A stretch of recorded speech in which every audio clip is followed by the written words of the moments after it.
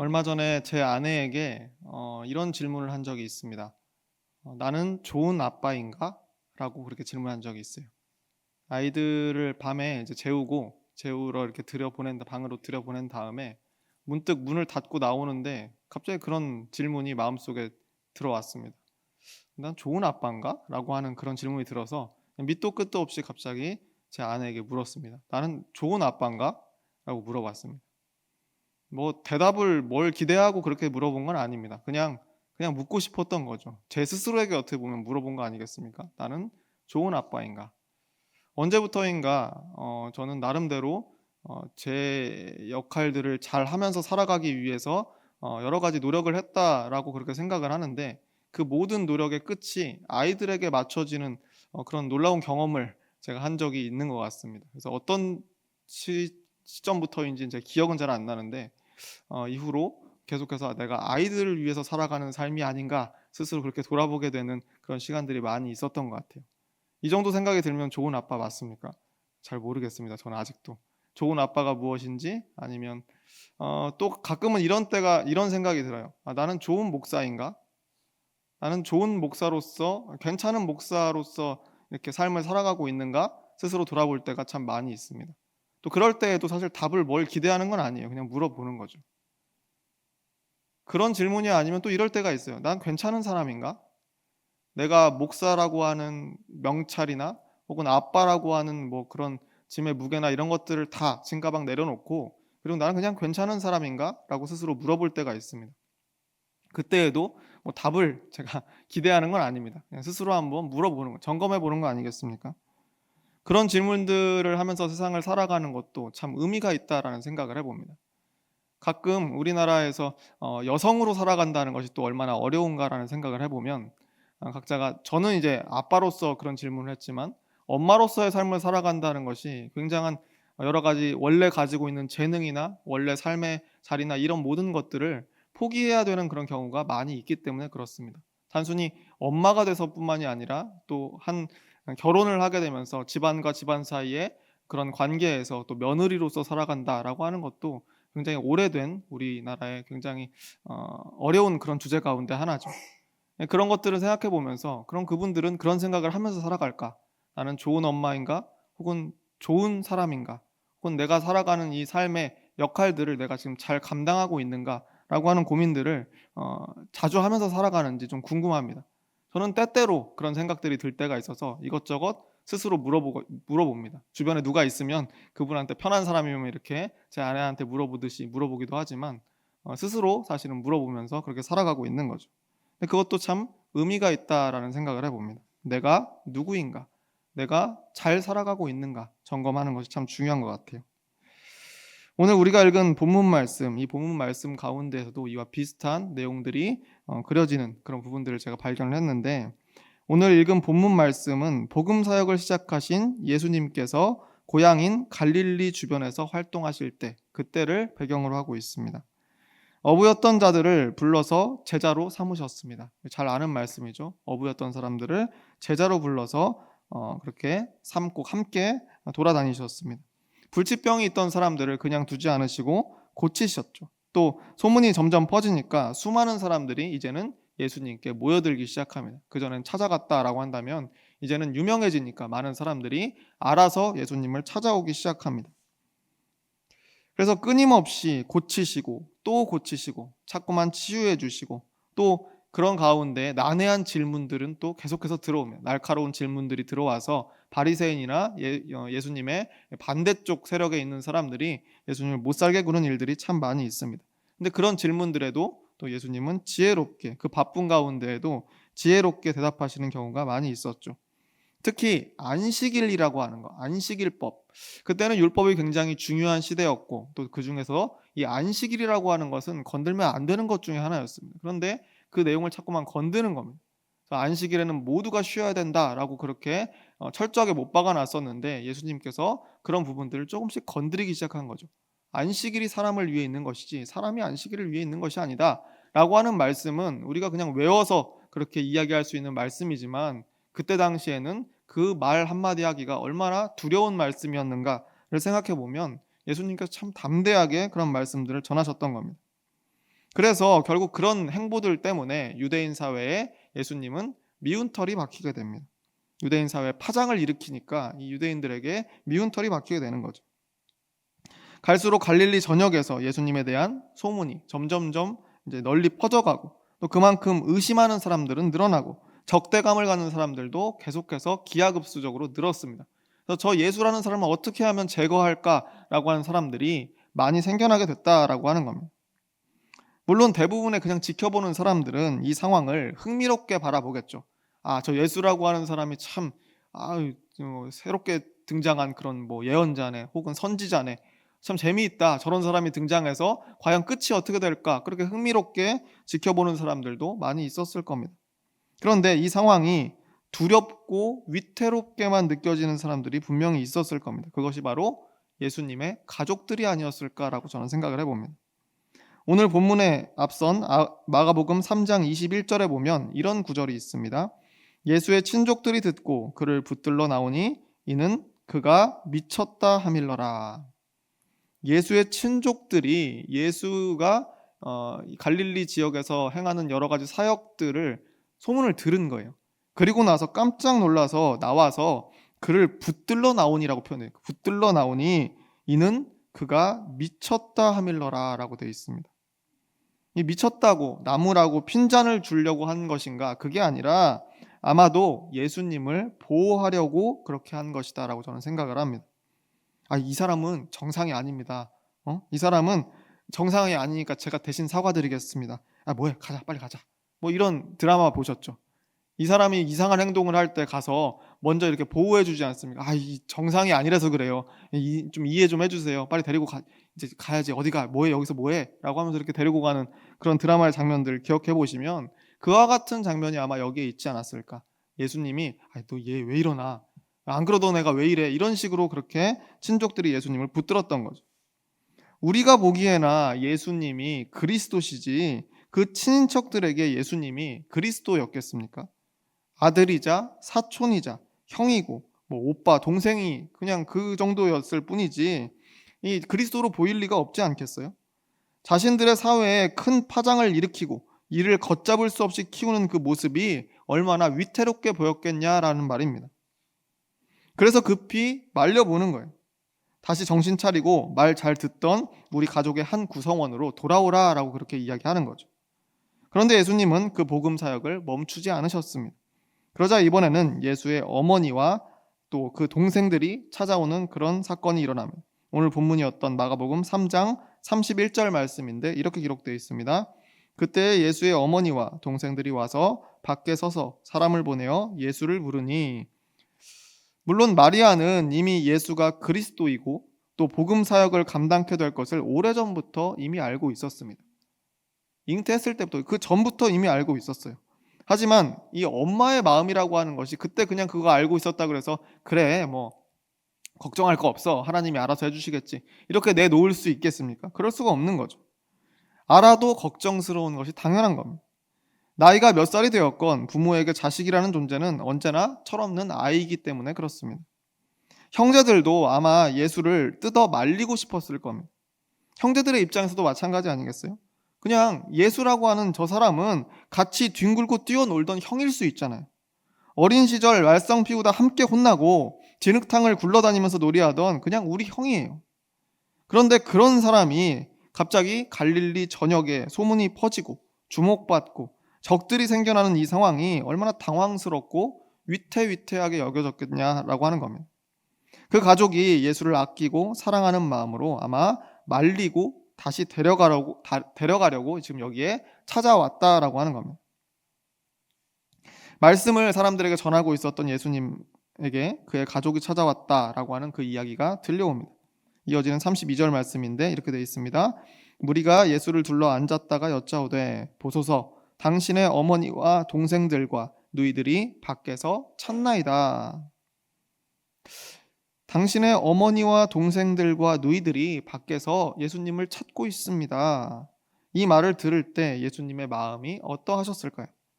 순간 마음이 흔들리지는 않으셨을까요? 내 어머니, 내 형제, 누이들, 내 가족들이 왔다고? 그렇게 마음속에 딱 이 이 단어들이 딱 찍힐 때 어떤 마음이 들었을까? 저는 한번 상상을 해봅니다. 제 생각에는 반갑기보다는 일단은 상당히 곤혹스러웠을 것 같다라는 생각은 듭니다. 왜냐하면 예수님은 지금 사람들 앞에 그리스도로서 서서 지금 말씀을 선포하고 있는 때 아니겠습니까? 그렇기 때문에 지금 이 상황이 마냥 감정적으로만 지금 받아들일 수는 없는 그런 상황이었습니다. 구원자로서의 모습과 누구네 집 아들내미의 모습이 서로 충돌할 수 있기 때문에 그랬을 겁니다. 그런데 사실 예수님도 마음속으로는 분명히 반갑고 애틋한 마음이 마음속에 찾아왔을 것이다 라고 저는 그렇게 생각을 합니다. 왜냐하면 예수님은 그때 30살 남짓이었습니다. 여러분의 30살 남짓을 기억해 보세요. 제 기억에 30살 정도 좀 지나서 33살 정도 그때쯤 제가 이런 생각을 한 적이 있어요. 아, 내가 드디어 예수님의 나이를 지나치고 있구나 라는 생각을 한 적이 있습니다. 그때 저도 그때 이제 막 목사 안수를 받고 얼마 지나지 않은 때였는데 그런 생각을 할 때가 있었어요. 그때를 떠올려 보면 그때는 참 어렸다는 표현은 좀 그렇고 굉장히 젊었죠. 더 생각이 더 날카롭고 또 이 자제심이나 혹은 이 포용력이나 이런 것들이 지금보다 훨씬 더 못했을 때입니다. 여러 가지로 막 뻗어나가던 때였죠. 그러니까 그럴 때인데 그때 예수님이 이런 사역을 감당하셨다라고 하는 겁니다. 그 젊은 나이에 사람들의 기대 어린 시선과 또 적대자들의 노려보는 눈빛들을 혼자 다 버텨내야 됐다라고 하는 겁니다.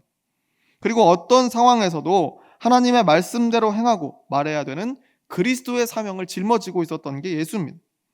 예수님의 그 무거운 책임감과 어린 나이를 생각해 보면 언제나 그냥 내 편이 되어주고 어떤 상황 속에서 나를 믿고 사랑해주는 그 가족이 얼마나 그리웠겠냐라는 그런 생각이 제가 마음속에 들었습니다.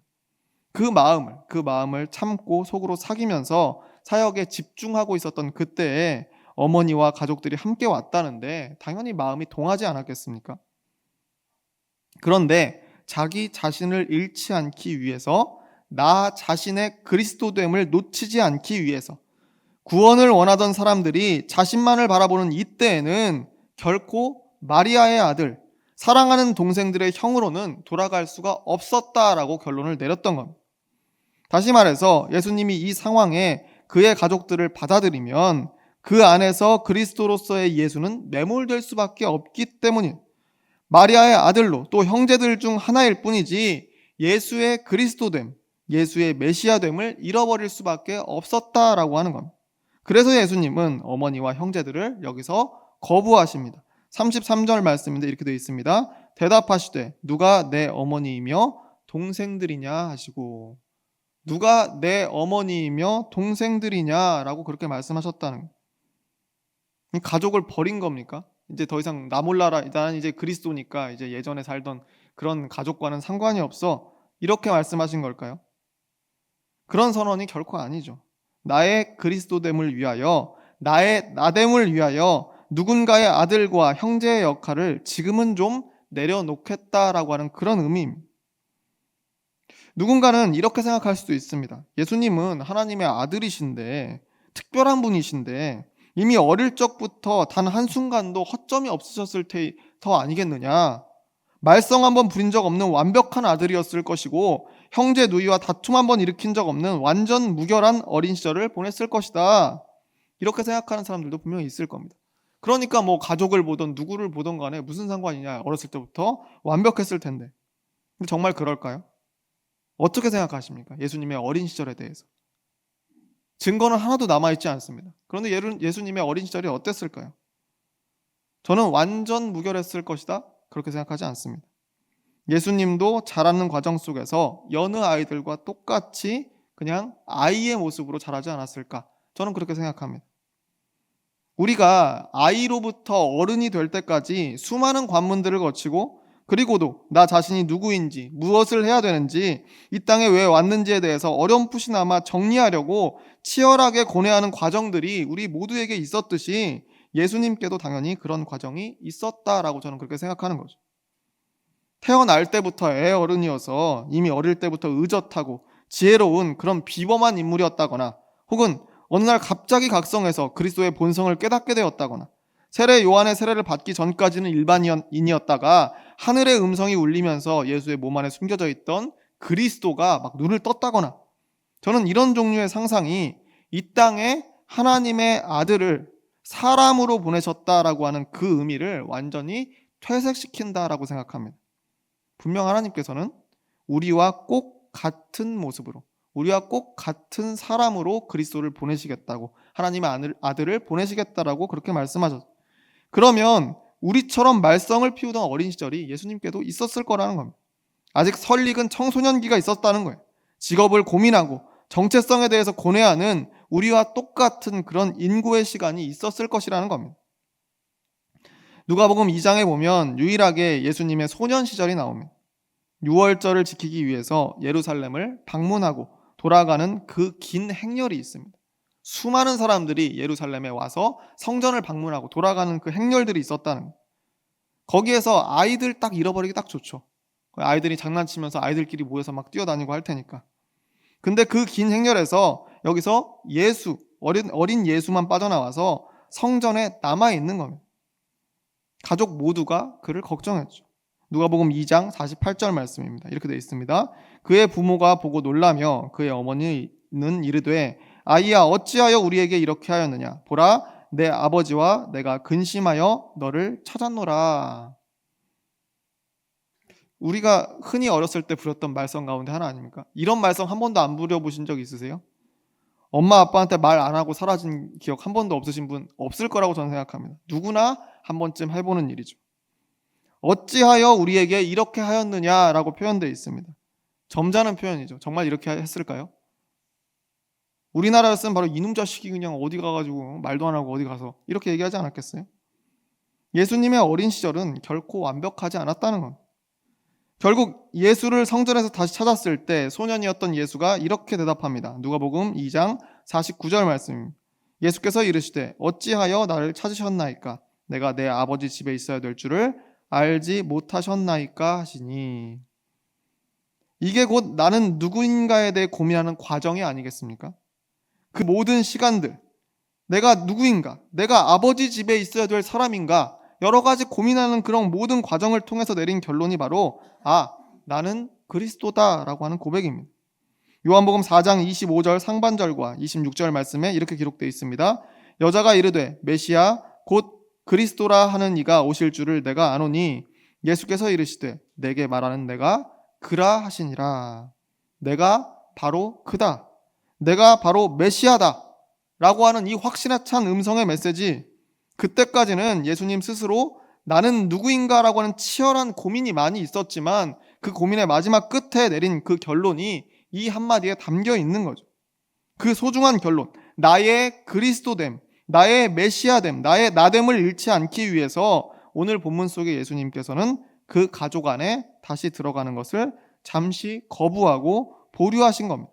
자신의 정체성이 매몰되지 않기 위해서. 그리고 파격적인 말씀을 하시면 34절과 35절 말씀인데 이렇게 기록되어 있습니다. 둘러앉은 자들을 보시며 이르시되 내 어머니와 내 동생들을 보라. 누구든지 하나님의 뜻대로 행하는 자가 내 형제요 자매요 어머니이니라. 내가 그리스도로 서 있는 이 순간에는 여기에 함께 모여 이야기를 듣고 복음 사역에 동참하는 당신들이 내 어머니이고 내 형제이고 내 가족이다라고 그렇게 말씀하고 계시는 겁니다.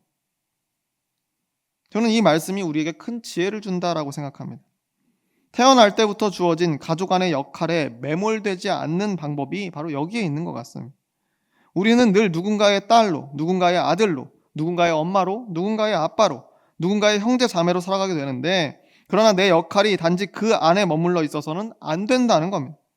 나의 나됨을 잃어버리지 않기 위해서 각자의 삶의 자리에서 새로운 역할들을 계속 만들어내야 된다는 거죠.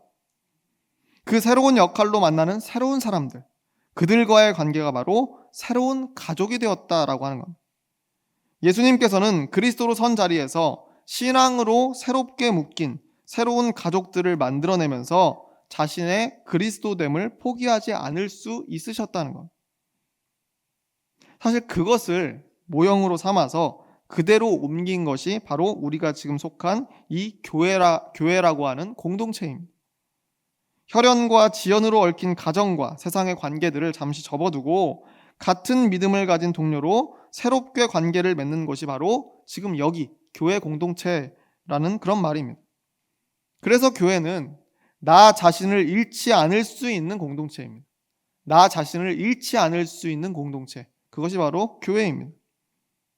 그런데 교회에서 여전히 누군가의 자녀로, 또 누구 장로님 자녀로, 누구 집사님 자녀로, 권사님 자녀로, 누구 집사님의 부모로, 목사님 친인척으로 그 역할들에 갇힌 채로 교회에서 신앙생활하는 경우도 있습니다. 그렇게 한다면 이곳에서도 여전히 나의 나됨을 잃어버릴 수밖에 없다라고 하는 거죠. 내 신앙은 무엇인가? 하나님이 바로 나에게 주신 사명은 무엇인가? 우리 아버지와 어머니에게 주신 것 말고 다른 누가 내게 말하고 설득해서 먹여준 것 말고 진짜 내 사명, 진짜 내 신앙은 무엇인가? 모태신앙이라서 어린 시절 정신 차려보니까 이미 교회 다니고 있었다라고 그렇게 말하지 말고 방황할지언정 나는 내 신앙을 만들기 위해서 늘 주어져 있었던 역할을 잠시 벗어두고 내 신앙, 내 역할을 새롭게 입었다라고 말할 수 있어야 된다는 겁니다. 나의 정체성, 나의 나됨을 찾기 위해서는 늘 살아가던 자리에만 계속 머물러 있어서는 안 된다는 겁니다. 늘 있던 관계 속에 나를 그냥 두지 말고 새로운 관계들을 만들고 그 속에서 나의 나됨을 인정받고 유지하는 것. 그것이 바로 오늘 이 말씀을 통해 예수님께 배울 수 있는 지혜가 아닐까, 저는 그렇게 생각을 합니다. 자신의 삶의 자리에서 자기 자신을 제대로 찾아내는 사람, 그런 모습으로 다른 사람과 다양하고 새로운 관계를 맺으며 살아가는 사람, 진짜 내가 누군지 아는 사람, 그런 사람들은 자기 자신을 사랑할 줄 아는 사람들이 됩니다. 그러면 오히려 혈연으로 맺어진 가족을 더욱더 존중하게 됩니다. 사랑하게 됩니다. 돌아올 곳이 어디인 줄 아는 사람이 되는 거죠. 가족 안에서 느낄 수 있는 사랑은 그 어떤 것으로 대체할 수 없다는 것을 오히려 더 명확하게 깨닫게 됩니다. 그래서 가족 안의 역할에 갇혀 있던 때보다 훨씬 더 가족들에게 잘하게 되는 그런 좋은 결과를 갖게 되는 거죠. 또한 내가 누구인지를 알고 나다운 삶을 제대로 사는 사람들은 다른 사람들도 그렇게 되어야 한다고 생각합니다. 그러니까 자연스럽게 서로를 존중하게 되는 거죠. 다른 사람에게도 이렇게 말한다는 겁니다. 내가 나됨을 잊지 않고 살아가듯이 당신도 그렇게 사십시오. 가끔은 엄마 내려놓고 며느리 내려놓고 당신의 당신됨을 찾아보라고 그렇게 말하게 된다는 거예요. 그 무거운 장남이라고 하는 배지 좀 내려놓고 처자식 책임져야 된다는 가장 명패 좀 치워두고 장남 아닌, 가장 아닌 당신은 어떤 사람인지 생각해보라고 말할 수 있게 된다는 겁니다. 저는 누구 권사님 딸, 누구 권사님 아들, 누구네 집 딸, 누구네 집 아들 그 명찰들 다 떼어놓고 또 목사라는 이 명찰 다 떼어놓고 너 자신을 찾으라고 서로 건면할 수 있는 교회야말로 하나님이 원하시는 공동체의 모습이다라고 저는 그렇게 믿습니다. 앞에서 말씀드린 대로 예수님은 주목받는 사람이었습니다. 그리스도로 서 있는 사람이었습니다. 구원자로 서 있는 사람이었습니다. 유대 땅 곳곳뿐만 아니라 고향 회당에 들어가서도 늘 하던 대로 말씀을 전하면서 그리스도의 사역을 감당했던 분이었죠. 그런데 그 모습을 보면서 이 사람이 마리아의 아들 목수가 아니냐, 야고보와 요셉과 유다와 시몬의 형제가 아니냐, 그 누이들이 지금 우리와 함께 여기 있지 않냐라고 말하던 사람들이 있었습니다. 그런 그들에게 아니다. 나는 나다. 나는 지금 그리스도로서 여기 서 있다. 이 일을 다 끝내면 마리아의 아들로 다시 돌아갈지언정 지금은 아니다. 나는 그리스도다. 그렇게 자기 자신을 잃지 않았던 예수님, 우리는 그 예수님을 기억해야 될 줄로 저는 그렇게 믿습니다. 갈릴리의 한 집에 예수라는 사람이 왔다고 여러 사람들이 모여 북적거리는 어느 날 사람들을 몰고 다니는 그 예수가 걱정되어서 그곳을 찾았던 마리아, 어머니 마리아와 동생들, 그들이 현장에서 들은 예수의 음성은 누가 내 어머니이며 누가 내 동생들이냐라고 하는 그런 말이었습니다. 그 말을 들은 가족들의 심정을 상상해 보십시오. 사랑하는 아들에게 또 형에게 들은 이 대답이 어쩌면 가족들의 마음을 찌르는 말이 되었을 수도 있겠다라는 생각을 해봅니다. 그런데 그것은 예수님께서 가족에 대해 이별 통보를 하신 것이 결코 아니라는 겁니다. 물론 이후에 가족의 품으로 다시 돌아가는, 예수님께서 다시 가족의 품으로 돌아가는 장면은 복음서에 기록되어 있지 않습니다. 계속되는 사역의 끝이 결국 십자가였기 때문에 그렇습니다. 그러나 저는 아마도 기록되지 않은 어떤 시간에 여기 성경에 나와 있지 않은 어떤 시간에 예수님께서 그리스도로 서지 않아도 되는 그런 어떤 시간에 다시 사랑스러운 아들로, 반갑고 듬직한 형제로 그간 못다한 이야기들을 밤이 깊어가도록 풀어내던 날이 있지 않았을까라고 그렇게 상상을 해봅니다. 누가 내 어머니이며 누가 내 동생들이냐라고 하는 이 질문은 어쩌면 우리 모두에게, 지금 우리 모두에게 던져지는 질문이 아닐까 생각합니다. 바라기는 가정과 세상 속 역할뿐만 아니라 예수님의 몸된 이곳 교회 공동체에서 만나는 새로운 가족들과 함께 내 역할을 찾고 내 신앙을 찾아서 나를 향한 하나님의 계획을 만나는 저와 여러분이 모두 되시기를 주의 이름으로 축원합니다. 기도하겠습니다.